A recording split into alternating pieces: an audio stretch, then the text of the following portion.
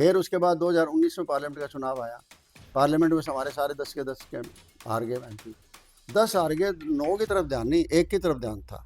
20 में राज्यसभा का चुनाव आ गया, तो राज्यसभा का चुनाव आया तो आपको चाहिए तो ये था कि SC या BC को लेकर आते आप, क्योंकि आप तो अपोजिशन लीडर बन गए भाई। एक कम्युनिटी को तो आप लीड कर रहे थे, फार्मिंग कम्युनिटी को लीड कर रहे थे आप, तो आप बन गए, जो आप बन गए लीडर ऑफ अपोजिशन बन गए, एक नेतृत्व तो मिल गया आपको, CLP के लीडर हो गए।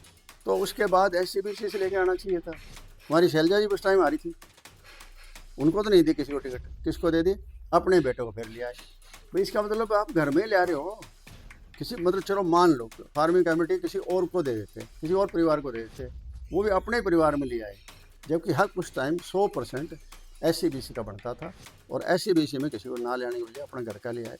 तो हर चीज़ आप घर में ही समेटते जा रहे थे, सारी चीज़ें आप, तो इसका मतलब आपको दूसरे परवाह ही नहीं थी। तो ये कांग्रेस पार्टी ने देखा ही नहीं। और राहुल गांधी ने साफ कह दिया था इस बार चुनाव के बाद जो आए बाहर से ये, तो इन्होंने ये कहा था कि हरियाणा प्रदेश का जो नेतृत्व है, लीडरशिप है, उन लोगों ने अपना इंटरेस्ट देखा, पार्टी का इंटरेस्ट नहीं देखा, इसलिए पार्टी आ रही है। तब हमने सोचा कि जान आएगी, शायद इनकी बात में कोई दम होगा खैर पे, लेकिन आखिर देखा तो वही ढाके 3 पात, वही वापस ले आए, वही नेतृत्व वापस आ गया, वही एक गाड़ी की 2 सवारियाँ इकट्ठी होकर वापस आ गई। तो बताइए क्या रह गया घर पर? आपको क्या